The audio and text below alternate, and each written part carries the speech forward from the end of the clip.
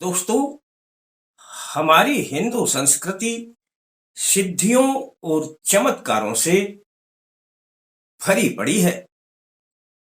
एक एक देव की शक्तियां गिनने लगें तो आप उनकी शक्तियों को गिन नहीं पाएंगे।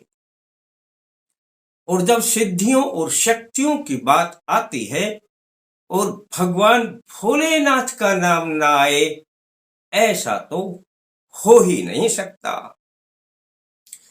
भगवान भोलेनाथ के पास तो वे सिद्धियां प्राप्त थी कि जिन्होंने उन्हें हजारों हजारों साल की तपस्या करके प्राप्त किया। वे अपने कार्य को बड़े निष्ठा पूर्वक किया करते थे और जो भी कार्य होता था उसमें अपना पूरा मन लगा देते थे, यानी उनकी उस कार्य में समाधि ही लग जाती थी। आज मैं बात करूंगा दोस्तों एक ऐसे ही धागे के बारे में जिसमें, जैसा कि मैंने कहा, 27 देवों की शक्तियां होती हैं और विशेष रूप से इस धागे पर रहता है भगवान भोलेनाथ का आशीर्वाद। दोस्तों, क्रियाएं भले ही आपको छोटी छोटी दिखाई देती हों, मंत्र भले ही आपको छोटे छोटे दिखाई देते हों, परंतु इनको छोटा समझकर छोड़ न देना। और अगर आपने इन पर विश्वास जमा लिया तो समझ लेना काम भी उसी प्रकार से पूरा होगा जिस प्रकार से आपका मन कहेगा। तो फिर आ जाते हैं अपने विषय पर। मैं सत्यनारायण शर्मा जय माता दी बोलते हुए अल्टीमेट ज्ञान में आपका हार्दिक स्वागत करता हूं। दोस्तों, लाल रंग का एक धागा जितना आप हाथ पे बांधें या जितना गले में डालें उतना लंबा काट लेना। रेशमी हो सूती हो कोई फर्क नहीं पड़ता, मजबूत होना चाहिए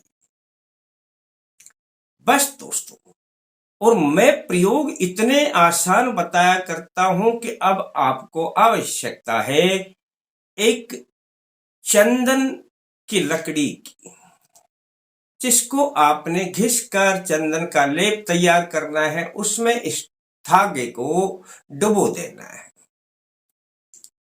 या बना बनाया चंदन का तिलक आया करता है, बाजार से ले आए, थोड़ा सा किसी पात्र में निकाल लें और इस धागे को डुबो दें। यानी दोनों में से आप कोई भी काम कर सकते हैं। यह काम आपने किसी भी सोमवार को करना है दोस्तों। बस सोमवार को आपने चंदन के लेप में यह धागा डुबा दिया। जिस पात्र में आपने डुबोया है उस पात्र को ले जाए सोमवार को भोलेनाथ के मंदिर में, जहां पर शिवलिंग हुआ करता है दोस्तों। और अब आपने इस धागे को सबसे पहले, जैसे त्रिपुंड बनाते हैं, उस शिवलिंग पर, त्रिपुंड का अर्थ होता है 3 आड़ी रेखाएं। अब 3 आड़ी रेखाओं के लिए आपने इस धागे को दोनों हाथ से, यह चंदन में लिपटा हुआ है, अब आपने इस धागे को पकड़ना है, सबसे ऊपर वाली रेखा बना देनी है। आप एक इस प्रकार से टच करेंगे पूरे धागे को, जितना तिलक आपने बनाना है, लगभग 4 इंच का, 3 इंच का, जो भी आपका है उतना पकड़ लेना और उतना आपने रेखा ऊपर वाली त्रिपुंड की बना देनी है।